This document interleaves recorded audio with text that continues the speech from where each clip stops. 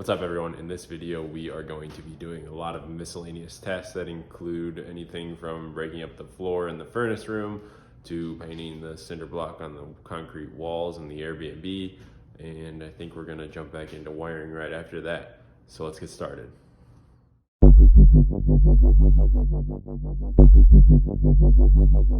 So right now I am just picking up where I left off last video and tidying up these wires, and I'll explain a little bit more here in a second of what I'm doing.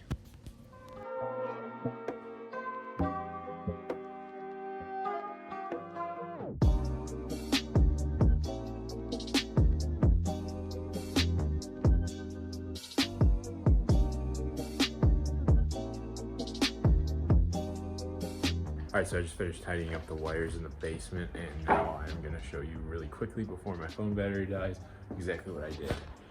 Everything that was coming down through the floor, I ran through the joists, and I just made it nice and tidy up all the way to the electric box.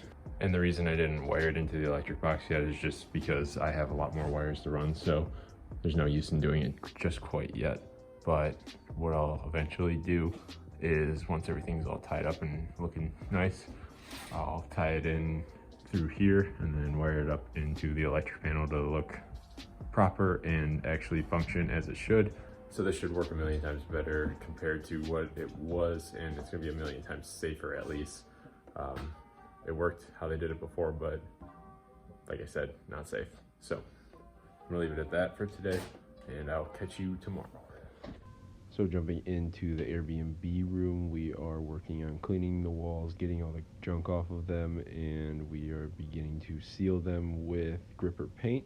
And this is going to stop any sort of water from coming in, and that is the reason we're doing it. And then from there, we start ripping out all of the nails out of the ceiling, and this is just a really annoying, tedious task that you kind of have to deal with. And from there, I started breaking up the tile floors in the mechanical room.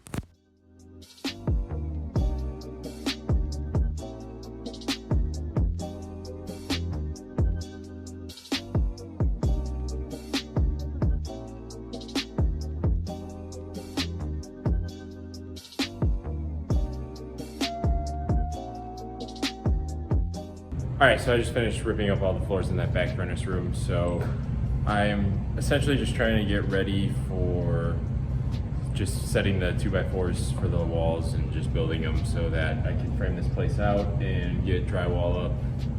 Well, I guess I have to wire and do plumbing beforehand, but I'm starting to itch to finish this at this point. So what I'm really gonna try and do is just hustle through it. And originally I was planning on trying to finish this Airbnb room before I did the top, but it's going quickly towards fixing everything hand in hand because of how far out I had to order everything. So I'm just doing it all at the same time, and I'm just gonna get it all finished up here. My goal is before Christmas, but we'll see if I can make it. So this is what I just finished up. I had all of that sticky tile in here, and it was actually a little bit harder to rip up than the living room was, but it's all flush and everything now so that I can lay my tile floors. And I think what I'm gonna end up doing is just a tile floor all the way throughout here, just in case there's ever a water problem, like me hitting the water line. If you didn't see that, you should really go check out my 3rd or 4th video. But if there's any copious amounts of water down here, I don't want there to ever be a problem again. So I think I'm gonna end up going with the wood grain tile maybe. I don't know. It's not a huge area that I have to do, so I can buy something a little bit nicer, but I mean, it is a budget too. So I'm gonna have to check what Home Depot has and go from there. So now my next plan, in order to be able to frame out this bathroom, which it's gonna go along this wall, and then it's going to turn in here and probably go about 5 inches in, just so I can put a light switch, and we're going to have a door going into this furnace room from the Airbnb. And there's also going to be a door where that electrical box is. So in order to build that wall, it's running straight into that electrical box, which it's kind of janky right now because I'm temporarily wired for upstairs through a couple of them. But I essentially need to delete this electrical box because that is exactly where my wall is gonna go. So my next step is to trace, I've already got the majority of these wires traced to where they go.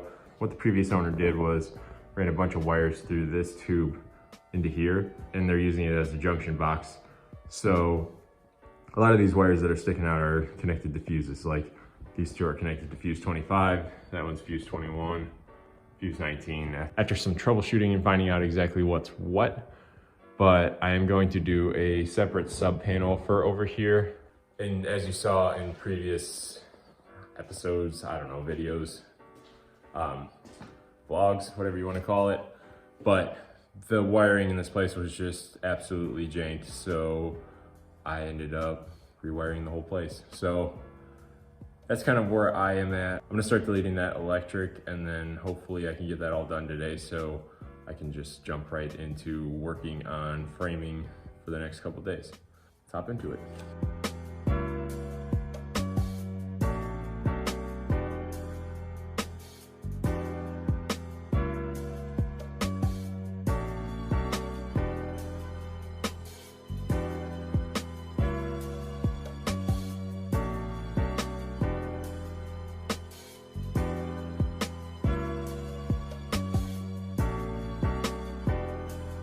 All right, so I'm here playing with this electric, and there's a lot of hoopla going on. That's the best way I could describe it. So we have a big tube of a lot of wires, and they're using this little box as a junction box and just running the wires out through there. Why they didn't run it straight to the actual units, I don't know, but this is how it is, and I'm trying to fix it right now. So my first goal is to get the furnace rewired because it's 40 degrees outside and it's cold. So I need to get that turned back on ASAP. So I started to turn all these off, and my reader is still sensing some current on some of them. So it's saying it's hot, but like when it beeps, that usually means that it's not actually catching anything. But when you go to like some of these other ones, like that one's still beeping, but I know I have it turned off in the breaker box. And these are just completely dead. So I'm not 100% sure why it's doing that. Maybe there's just some like leakage in the voltage or something. So what I'm gonna do is start taking this apart, and I guess hopefully I don't get shocked. We'll see how that goes. I'll keep you updated.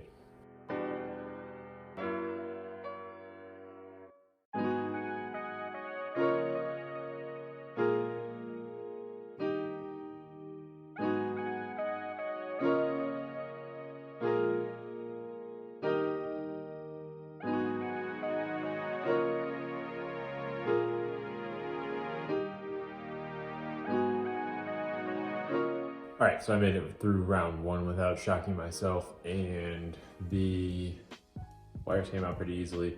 I did realize that my bathroom is ran off of that junction box, so I need to get my furnace, my bathroom, and also the grinder pump back moving, just so that I have everything hooked back up again for tonight when I need to go to bed. So that is going to be my priority for what I'm working with today. This is kind of where I left everything. I started pulling all the wires out, and you got my 3 temporary wires. This one is for the 2 bedrooms up top. This one is for my lights that light this room and that other room. And then this one is for the outlet for the washer. Now that's not gonna stay like that, but it is what it is for now as a temporary mock-up. And I thought this big wire was gonna be for the power.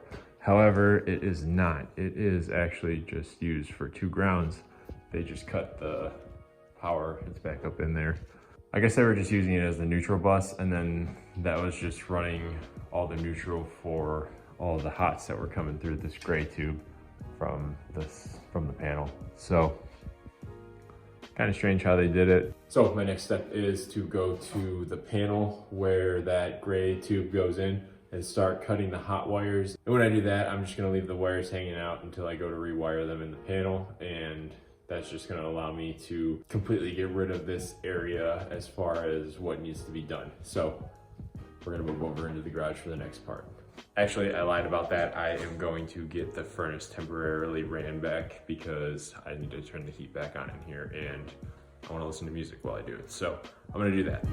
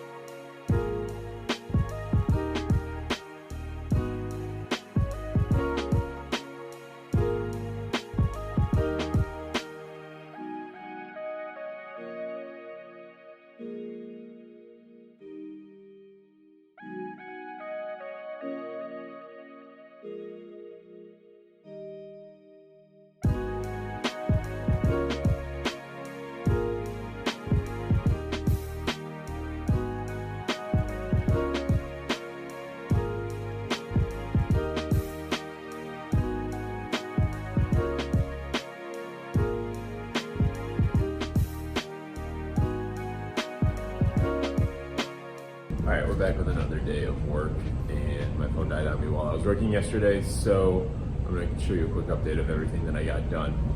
So, what we worked on was getting that wire installed for the furnace, and then after I finished recording, well, after my phone died, I got a new wire ran down to the grinder pump, and I'm gonna clean that up to make it look a little bit nicer, obviously. And then I hooked up my washer to the lights for this room along with the bathroom, all coming from this wire. And then I made this wire coming from the panel itself so long so that when it's up in the ceiling and it goes up into the bathroom, it's gonna go up into the wall and be the only wire up there for that circuit. But for right now, I temporarily have it powering a few other things. So we're gonna run with that. And then I didn't pull out some wires, like this grinder wire is the old one, but it's dead. And then my ultimate goal for today is to totally eliminate all these hots coming from the panel. And once that's done, I can start framing out in here, which will be super nice to do because I can't wait to have some sort of finished space down here. And then once those wires are eliminated, I am going to start framing because I want to see some sort of progress instead of just wires being put in a wall. I mean, granted, it's not super easy and it's tedious to do, and I like doing it, but it doesn't feel like I'm making much progress. So, I don't know, framing and drywall make it feel like something's actually getting done and the process is moving relatively quick. So, I'm gonna hop right into work today and show you what I get done.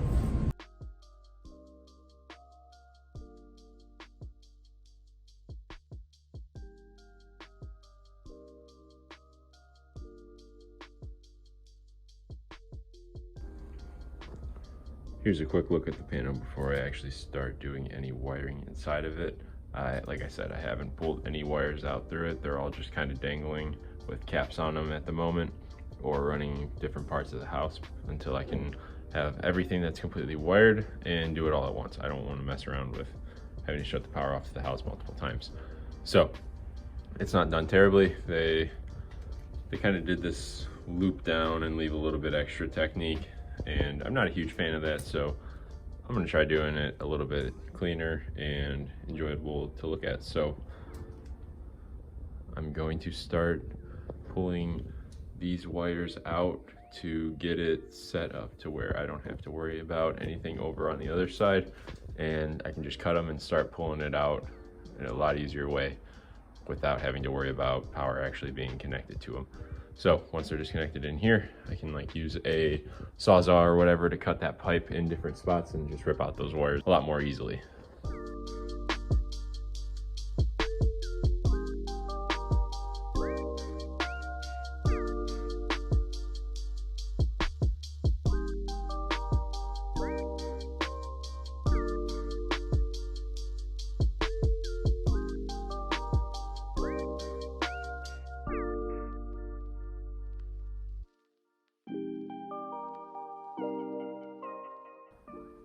All right, so actually seeing what these wires were made pretty quick work of getting them cut. Now, if you're gonna be working in a live panel, you sure as hell better make sure that the fuse is turned off and that the wires are not live before you cut them, because you're probably gonna be in for a pretty bad time if you do that. Now, I'm not an electrician. I do not claim to know what I'm doing, but I know a thing or two about electricity, so I'm comfortable doing it. If you're not comfortable doing it, do not hesitate to hire someone who does know. They're gonna be more expensive, obviously, but you're not gonna die. So with that being said, I pulled this tube out, and that is the tube that is going into the other room, and it runs up all the way through there and across the room, and then makes another turn back in there, and then shoots back down into that room. So what I'm gonna do is take the Sawzall and just cut it at various different points, just so I can take it out in small pieces.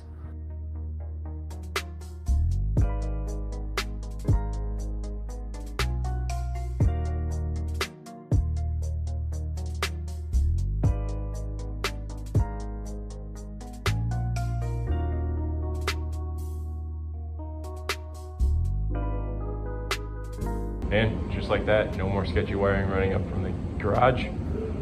Well, I shouldn't say no more, because I have this temporarily wired until I have access into the bathroom. But for now, it's gonna be fine because it leaves me just enough room to start my framing in here. The wood is gonna go between those two little black spots. And if you look up the wall, there's nothing in the way anymore. So we are all good to start framing. I hope you enjoyed that video, and I hope this is giving you a good idea of what it's like to live through a house renovation. And if you like the video, make sure you click the like button down below. And if you want to subscribe to get notifications to see more, that is probably the best way to know when I release something new. So make sure you stay tuned to see how the house comes along.